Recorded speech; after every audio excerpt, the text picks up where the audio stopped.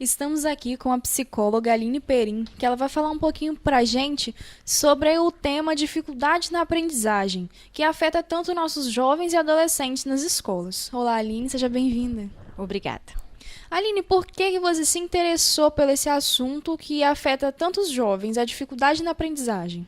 Desde que eu comecei a estudar, eu estou há 11 anos formada. E eu sempre me deparei com essa situação de por que algumas crianças não conseguiam aprender, o que elas tinham de diferente, né? Se era um problema da escola ou se era algo cognitivo. E por isso foi me despertando esse pensar, né? Através da cognição. E hoje, agora, eu estou terminando uma especialização em neuropsicologia, que aí eu estou bem apta, né, para falar desse assunto de aprendizagem. E qual a diferença entre distúrbio e dificuldade na aprendizagem? Então, isso é bem polêmico, né? Então, vamos tentar explicar de uma maneira mais fácil. Quando a gente fala de dificuldade, a dificuldade ela está muito ampla e ela pode estar em qualquer nível. A dificuldade na aprendizagem, o que ela seria, né? Então, a criança não está aprendendo. E aí vem a medida de algum profissional para poder perceber. Primeiro é a escola, né? A escola tem que perceber que alguma coisa está acontecendo, porque a escola é a grande mediadora desse saber. Porque ela está todo dia com aquele aluno, ela percebe alguma dificuldade, ela percebe um olhar meio distraído. Então, perceber por que aquela criança não está aprendendo. Então, essa criança está com uma dificuldade de aprendizagem. Então, ela vai procurar um psicólogo, por exemplo. Ou, às vezes, nem procura o psicólogo, vai primeiro ao pediatra. Aí o pediatra vai fazer esse encaminhamento. Pelo menos a gente espera que o pediatra faça esse encaminhamento. E aí, em cima desse encaminhamento, nós vamos perceber se é dificuldade ou se é transtorno. Então, a criança ela pode estar com alguma dificuldade de aprendizagem porque ela está passando por um problema emocional. E esse problema emocional ele pode estar... globalmente, assim, a gente falaria em vários termos. Por exemplo... Os pais podem estar brigando, pode estar acontecendo uma separação, pode estar acontecendo, ela está passando por um processo de luto, ela pode estar sofrendo bullying e milhões de outros, né? E se é um problema emocional que está travando algo de desenvolver nessa criança, principalmente com que ela tenha a mente aberta para esse tipo de aprendizagem, a gente poderia dizer, sim, que é uma dificuldade de aprendizagem. E o que a gente estaria quando a gente fala sobre um transtorno de aprendizagem ou um distúrbio de aprendizagem? O distúrbio de aprendizagem, eu vou dar um exemplo que seria bem prático, não sei o que a gente poderia pensar a respeito. Mas, por exemplo, a síndrome de Down. A síndrome de Down, ela seria um distúrbio ou ela seria uma dificuldade de aprendizagem? Né? A síndrome de Down, a criança com a síndrome de Down, ela tem problema só na escola? Só com a aprendizagem, só com a escrita? Não, ela tem um problema global. A criança com a síndrome de Down, ela tem um problema global. Ela está envolvendo milhões de outros conceitos. Não é só da escola e não é só de leitura e de escrita. Então, a gente diz que é um distúrbio de aprendizagem quando a gente fala que é um problema só de escrita, de leitura. Afeta uma área cerebral só. Agora, a gente fala em dificuldade, a dificuldade ela pode ser quando ela está afetando todos os ramos da vida de um sujeito. Né? Então, essa é a dificuldade. Então, a síndrome de Down, voltando ao exemplo, não a criança tem dificuldade de aprendizagem, porque ela tem dificuldade de aprender várias coisas. Ela aprende mais lentamente e algumas outras ela nem tem habilidade para ter.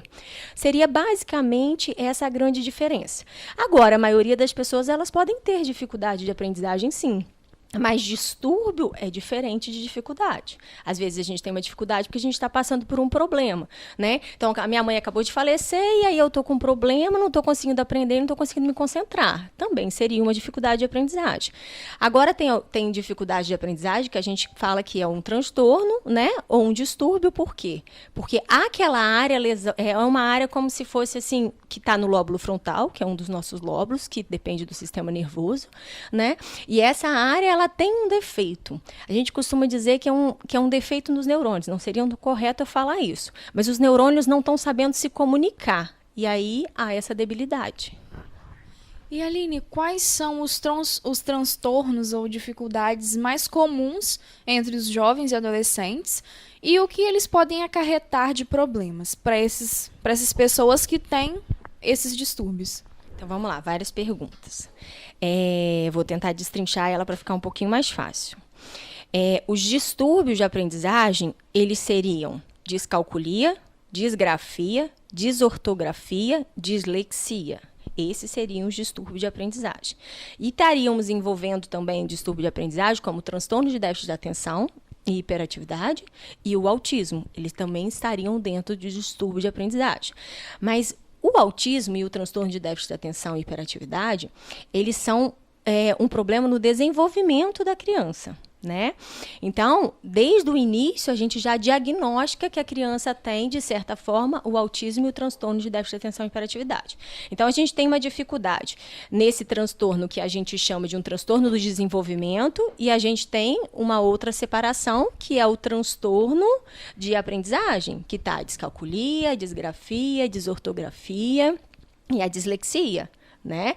Esses que eu acabei de dizer e de dar exemplos são transtornos que a gente só vai perceber realmente quando a criança começa a aprender a ler e escrever, entendeu? Já o déficit de atenção e o autismo a gente já percebe de cara, né? Esses problemas, eles são hereditários ou eles se desenvolvem nas pessoas ao longo do tempo? Então, quando a gente fala de transtorno, a gente está falando de desenvolvimento, né, neuronal, biológico. Então, eles são hereditários, sim. Então, o transtorno de déficit de atenção e hiperatividade, por exemplo, quando a gente diagnostica em uma criança que ela tem esse transtorno, 98% o pai ou a mãe tem esse transtorno. Então, ele é muito genético, né? O autismo, a gente não diz assim, basicamente, que vem dos pais, né? Mas há uma disfunção lá na hora de fazer os cromossomos se juntarem, e aí dá essa debilidade, né? E aí as crianças se tornam, e de certa forma já nascem autistas. A dificuldade o transtorno de aprendizagem, quando a gente fala da descalculia, da disgrafia, da desortografia, da dislexia, eles também são genéticos, entendeu? Houve um problema lá na formação, a gente costuma dizer, porque alguns transtornos de aprendizagem a gente só consegue verificar mediante a aprendizagem, né, a escrita da criança, ou mediante perceber ela na escola. E é um trabalho muito multidisciplinar. Não sou eu só, Aline, psicóloga, que vou dar esse diagnóstico. Pelo contrário, eu preciso de um médico neurologista comigo para a gente poder dar o diagnóstico junto. Então, é um trabalho em equipe, né? A escola percebe, manda para o pediatra manda para o psicólogo, ou, às vezes, o pediatra já manda direto para o neurologista, né? Porque nós estamos falando de doenças neuronais. Então, Aline, posso mandar para o psiquiatra? Não. A gente está falando de doenças neuronais, entendeu? Então, são doenças que a gente precisa do neurologista avaliar. E é ele mesmo que vai dar a medicação se for necessária, né? Então, a partir do momento que a gente dá esse diagnóstico, né, junto com o médico, ou às vezes também a fono, também ela ajuda, ela auxilia, mas quem dá o diagnóstico mesmo, quem fecha o diagnóstico é o neuropediatra, se for criança, ou o neurologista, se for adulto. E somente quando nós somos crianças que essa doença pode se desenvolver, ou na fase adulta a pessoa também pode estar desenvolvendo esse problema? Se você tem um transtorno ou um distúrbio de aprendizagem, ele já foi desenvolvido desde o momento lá, né, que a criança começou a trabalhar com aquelas debilidades da escola. Então, vamos dizer, ela já nasceu com problema, né? Quando a gente fala de transtorno de déficit de atenção e hiperatividade, eu queria deixar bem claro que é uma coisa que está muito em alta. A gente está falando de crianças hiperativas, impulsivas e desatentas. Mas também existe crianças que não têm hiperatividade, só têm a desatenção e a impulsividade. Isso é uma diferenciação. Então, às vezes, eu dou um laudo para a escola e explico lá bonitinho o que a escola tem que fazer de acordo com aquela criança com transtorno de déficit de atenção e hiperatividade. E aí, às vezes, eu até vou à escola conversar, porque eu sou muito aberta para isso, né? Eu trabalho junto com o meu paciente e digo que se precisar de subir uma montanha por ele, eu vou subir sim. E, às vezes, a gente se sente meio incapaz diante da escola, porque a escola não entende, ela não conhece sobre os transtornos de dificuldade de aprendizagem. E isso é uma grande falha na nossa educação. Mas quando eu falo, né, especificamente desse transtorno, e aí eu mando esse laudozinho, aí eu vou conversar na escola, aí a professora vira para mim e fala assim, não, Aline, ele não é hiperativo, não. Mas quem falou que hiperatividade é problema?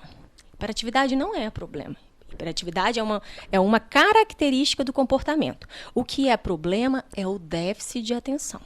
É a dificuldade de se manter concentrada, é a dificuldade de você reter a atenção, né? E por isso a gente usa alguns testes psicológicos, né, para a gente poder avaliar. Então, como que a gente dá um diagnóstico de transtorno de aprendizagem, né? Então, eu, no caso, aplico alguns testes. Nem todos os profissionais têm testes para poderem aplicar, porque eles são caros, né? Mas como é uma área específica que eu trabalho, então eu investi nessa área. Então, a gente aplica alguns testes de atenção, alguns testes de inteligência. Um outro exemplo, para ficar bem claro do que é transtorno e do que é dificuldade, são na hora que a gente aplica um teste de inteligência, ou como a gente diz, um teste de QI. Quando eu aplico um teste de QI numa criança que tem um transtorno de aprendizagem, o QI dela não vai dar baixa. Porque nem sempre ela tem uma debilidade, como eu falei, ela não tem uma debilidade global. Então, ela tem debilidade em alguns testes, em outros não. Então, quando eu aplico o VISC, que é o mais utilizado, né, no QI, para a gente descobrir o QI, ele me dá um parâmetro bem assim, parcial. Ele me dá 4 características. Então, nem sempre a criança com transtorno de déficit de atenção vai me dar um QI baixo. Às vezes ele me dá um QI alto, porque elas têm grande potencial cognitivo. Elas têm falha em outros níveis. Ela tem falha, então, quando a gente fala de leitura, de escrita, e cada criança é uma, né? Então, persiste na idade adulta a dificuldade, ou o transtorno, melhor dizendo, persiste. Ele já nasceu com transtorno, ele tem essa debilidade nos neurônios se comunicarem para ele reter a atenção. Então, o adulto, sim, pode continuar, com certeza, sofrendo do transtorno de aprendizagem. O que acontece é que o nosso cérebro se torna exatamente maduro com 21 anos de idade. Então, a partir dos 21 anos de idade, e aí vem as grandes discussões de advogados, que às vezes falam, né, e até da população de modo geral, a menoridade tem que ser de 16 anos, né? Isso é uma grande polêmica e é discutido. Mas eu acredito que os neurologistas nunca vão deixar aprovar essa lei aos 16 anos, porque o cérebro não está pronto, ele só está totalmente pronto, principalmente o lóbulo frontal, que é onde fica essas debilidades, e a gente costuma dizer que é o maestro do nosso cérebro, né? Porque ele não trabalha sozinho, ele trabalha com os nossos outros... com os nossos outros lóbulos, né? Então, o lóbulo frontal ele é o nosso maestro e ele trabalha junto com os outros lóbulos cerebrais. Então, por esse motivo, aos 21 anos de idade, ele se encontra totalmente maduro. Então, a partir dessa idade, é mais fácil a criança que não é mais criança, que já se tornou adulto, né, com 21, aprender a lidar com as debilidades dele.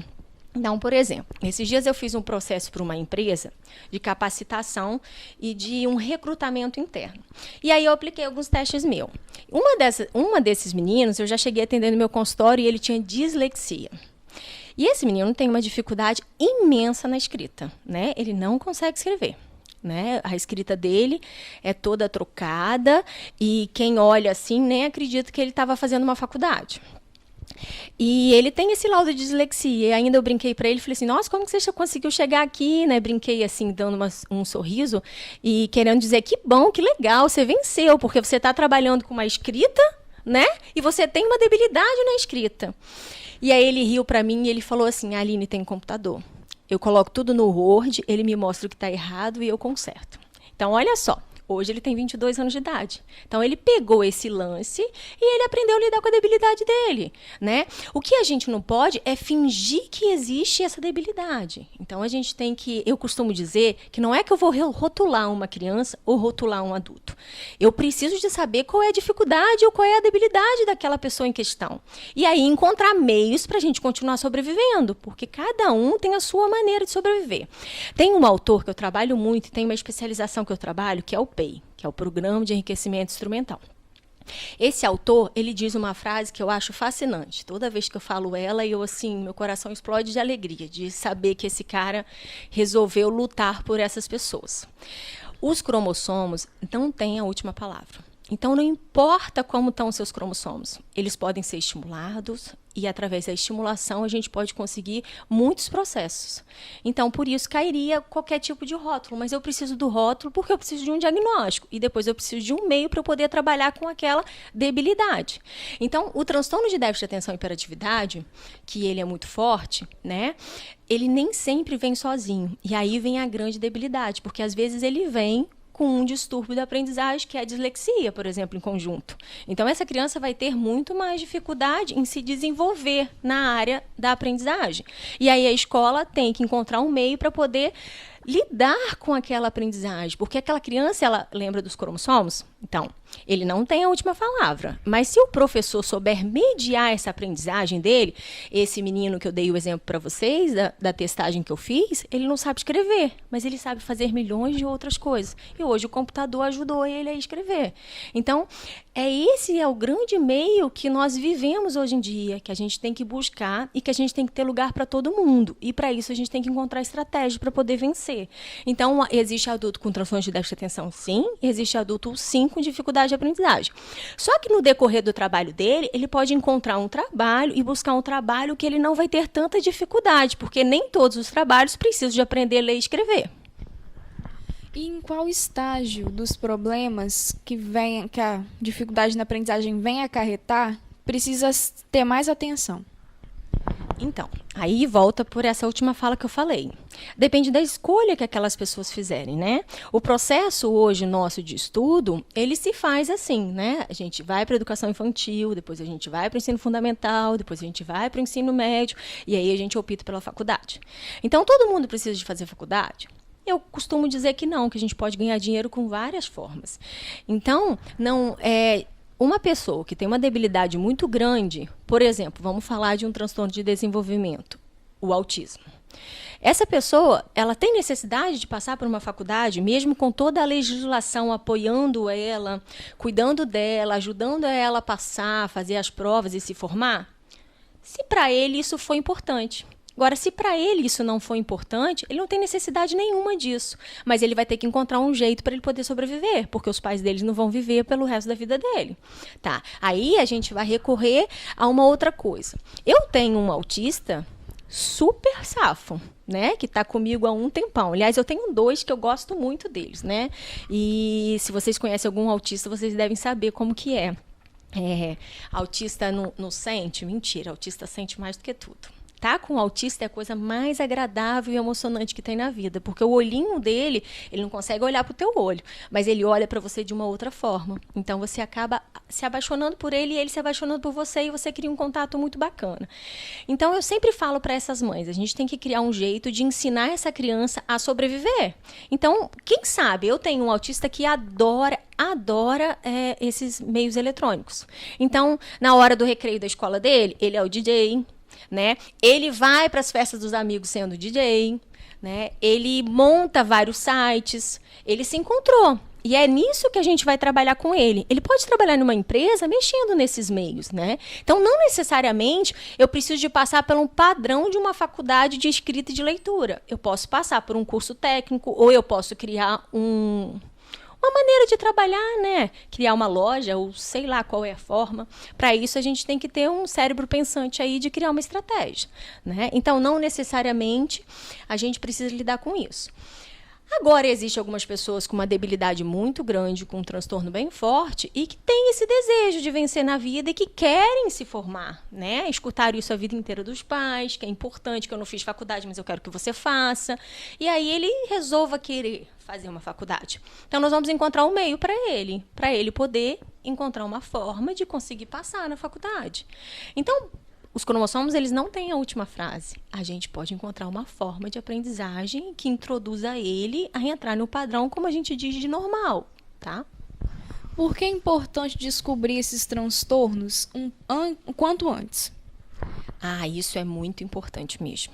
Porque quanto mais preventivo nós formos, com certeza, o aluno vai se desenvolver muito mais.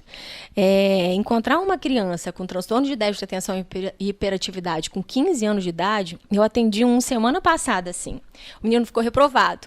E aí, a partir do momento que ele ficou reprovado, descobriram que ele tinha um transtorno, ou acharam que ele tinha alguma debilidade. Mas, com 15 anos, mãe, você vai trazer seu filho aqui? O pediatra mandou agora. Falei, nossa, mas com 15 anos, ele nunca apresentou dificuldade? Sempre apresentou, Aline. Gritei com ele a vida inteira, brigava com ele o dia inteiro, mas aquele menino não queria sentar para estudar, né? E essa é uma frase que eu escuto muito. Aquele menino não quer parar para estudar, aquele menino só quer andar de bicicleta, aquele menino só quer ficar na rua, aquele menino, entendeu? Aquele menino não quer saber de escola. Então, quantas pessoas deixaram de estudar porque tinham um transtorno de déficit de atenção e hiperatividade e foram trabalhar? Eu conheço um monte e fico triste de saber disso. Às vezes eles tinham um sonho realmente de fazer uma faculdade. Às vezes eles queriam desenvolver uma área, só que eles desistiram porque era tão insuportável sentar naquela sala, escutar aquele professor, e naquela época não tinha medicação como a gente tem medicação hoje. Hoje em dia nós temos tratamentos eficazes para o déficit de atenção, né? Então muitas pessoas desistiram de estudar porque realmente não conseguiam ficar quieta. E não sabia que aquilo era um transtorno. E sim achava que aquilo era malandragem ou milhões de outros termos que a gente escuta. Então, no caso desse menino, agora ele está tendo a possibilidade de fazer um tratamento comigo.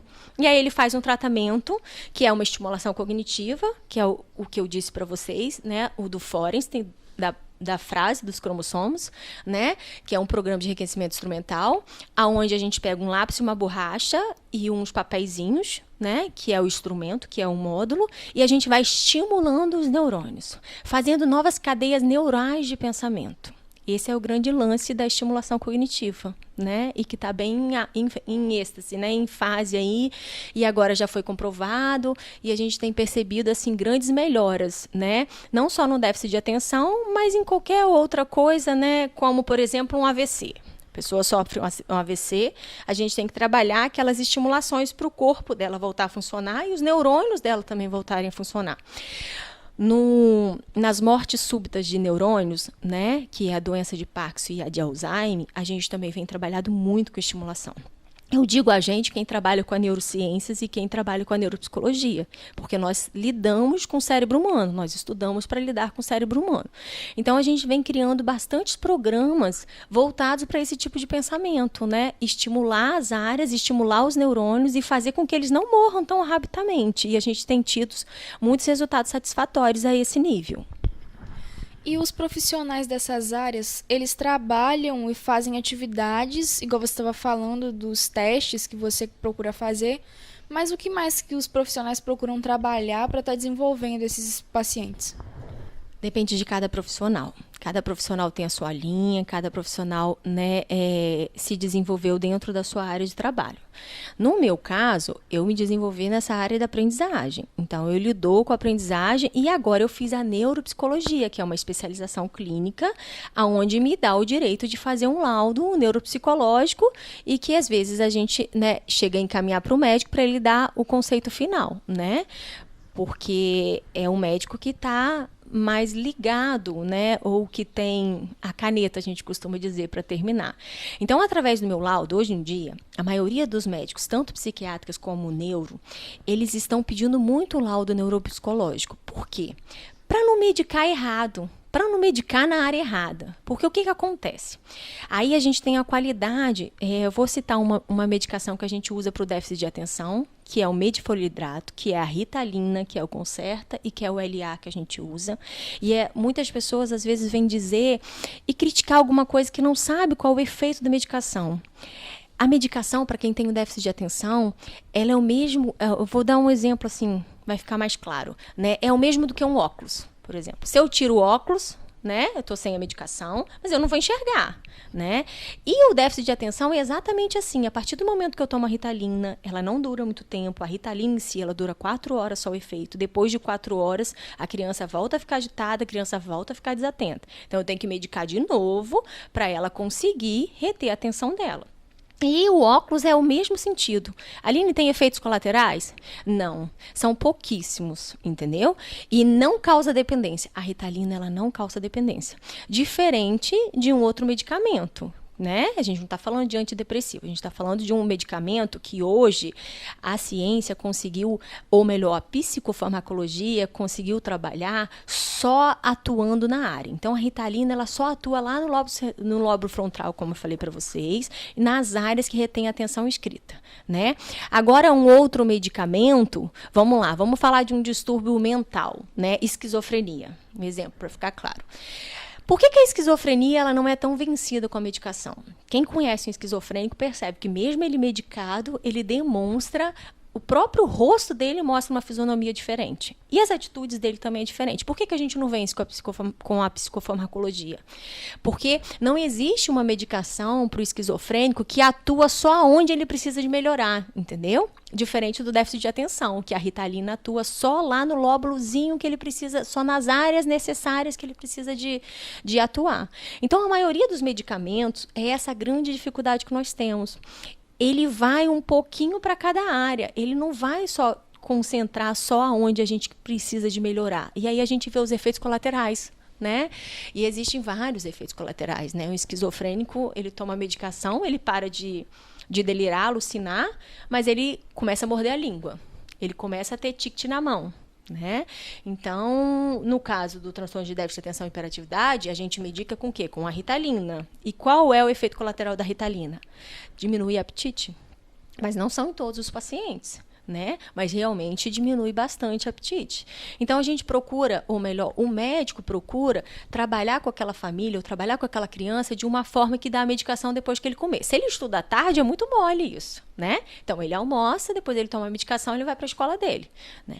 Agora, se é uma criança que vai de manhã, se ele tomar a Ritalina, quando for meio-dia, ele vai estar com vontade de comer de novo, o apetite volta. Agora, algumas crianças têm um déficit muito alto de atenção.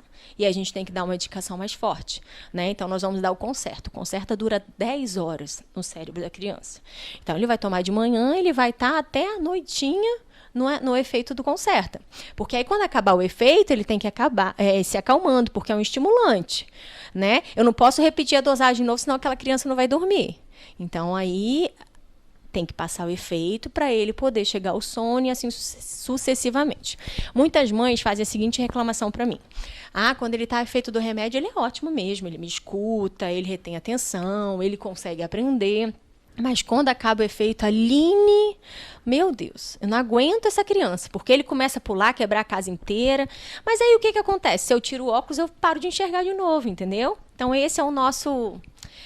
eu digo assim, o nosso lema. E eu fico lutando para essas mães, para não desistirem de dar medicação. Porque a criança tem o direito de aprender. A criança tem o direito de ser feliz. A criança tem o direito de perceber que ela tem potencial e que ela pode assumir esse potencial. Então, eu acho que a gente não pode desistir da medicação se a medicação ela é indicada para o nosso caso. Agora também, gente, tem muitas pessoas que tomam medicação errada, que tomam medicação por conta própria, né? E aí vem outros problemas a mais. Medicação bem feita, medicação na área certa, ela é muito eficaz para a vida do sujeito, porque hoje nós temos tecnologia, muitas tecnologias para trabalhar. Alguns desses transtornos na qual eu disse, a gente não precisa de medicação, né? Então, nem todo mundo que tem transtorno de aprendizagem vai tomar Ritalina. Né? Então, ele tem uma disgrafia. Né? O que é a disgrafia? Ele escreve muito mal. Ele sabe ler, ele sabe falar, ele fala muito bem. Mas você pega o caderno dele e você fala, meu Deus, que garrancho. Que menino. Esse menino não tem capricho. Esse menino não tem jeito. E aí a gente está falando de um transtorno de aprendizagem. Né? Ele tem uma disgrafia porque ele tem um problema lá, né, na grafia fina dele, que ele não consegue escrever. Então, adianta eu ficar brigando com esse menino? Adianta eu colocar ele de castigo? Adianta eu colocar ele para fazer o caderno de caligrafia todos os dias? Ele vai melhorar? Não vai melhorar. Ele pode aperfeiçoar esses movimentos dele. Então, a caligrafia, às vezes, pode ser que funcione, né? Eu estimular com que ele escreva, pode ser que ele funcione, mas eu posso avaliar uma prova dele como a outras crianças que têm a mesma capacidade? Não posso. Então, eu, enquanto escola, tenho que encontrar um novo meio de avaliar aquela escrita, porque eu não vou conseguir ler ela. Né? Então, ele faz o processo todo, ele senta do meu lado e ele vem ler o que ele escreveu. Essa seria a melhor forma para a gente avaliar uma criança dessa. Então, eu não posso trabalhar com a escrita dele, se é onde ele tem a debilidade. Né? Então, não adianta eu dar medicação para ele. Ele vai continuar tendo a debilidade. O que adianta é eu fazer estimulação cognitiva nele. Né? Então, nós vamos estimular, né, que as áreas talvez afetadas, elas não estão boas, mas quem sabe com estimulação, elas podem ficar bem melhor. Né? É a mesma coisa quando acontece o AVC.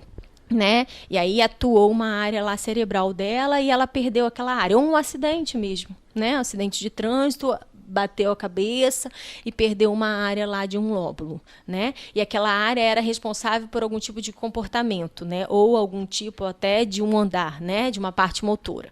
A gente estimula o nosso cérebro e a gente acredita muito no poder do cérebro, entendeu? Porque o cérebro a gente nunca sabe a resposta dele.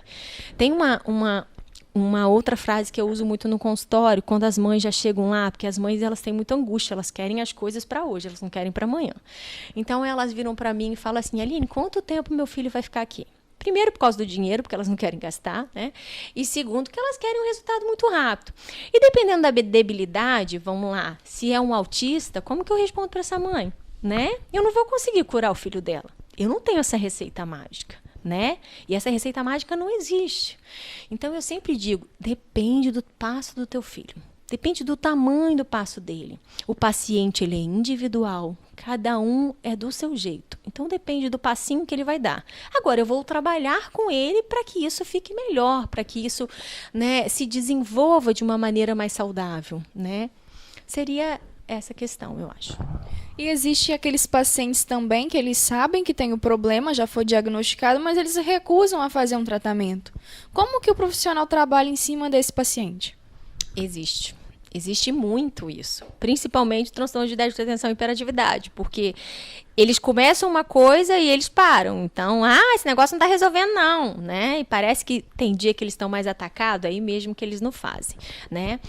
Quando é criança, é a mãe, né, gente? É o pai que tem que ser responsável por essa criança. Então, meu filho, eu não estou perguntando se você quer. Você vai fazer, né? Porque tem uma coisa da educação que deixaram muito para trás, né? Antigamente, os filhos obedeciam os pais. Hoje são os filhos que mandam nos pais, né? E aí a gente fica pensando sobre isso, né? O que é correto fazer, né? Os pais, é eles que dão os limites. Então, as crianças têm que obedecer a ele. Nossa, quantas crianças não querem fazer o tratamento? Principalmente com a fono. Com a psicóloga é mais tranquilo. Porque a psicóloga, ela brinca um pouquinho, ela joga, ela fala. Mas a fono é bem cansativo. E o transtorno de aprendizagem, a gente precisa da fono, na maioria deles, né? Porque a fono trabalha com a fala e ela trabalha com a escrita. E as crianças não querem fazer aqueles exercícios, sabe por quê? Porque elas vão fazer o que elas têm dificuldade. Sabe, aquele exemplo que a gente dá de professor? Eu não gosto daquele professor, não. Será que eu não gosto do professor ou será que eu não gosto da matéria? Porque às vezes a gente pega implicância, porque a gente foge do que a gente não sabe fazer, né? Só que esse não é o nosso caminho. Nós temos que se tornar seres humanos maduros e capazes de vencer aquilo também que eu não sei fazer. Agora, o adulto, ele tem livre-arbítrio, ele pode não querer fazer o tratamento, né? E ele pode não fazer o tratamento. Só que ele vai ter milhões de problemas na vida dele, mas ele tem que assumir os riscos, né? Aline, muito obrigada por todas as informações que você veio aqui passar pra gente. Que isso, foi um prazer, tá bom? Espero que eu tenha ajudado vocês. E vocês que querem continuar a ter mais informações, acessem atitudejb.com e confira todas as nossas outras matérias com mais informações para vocês.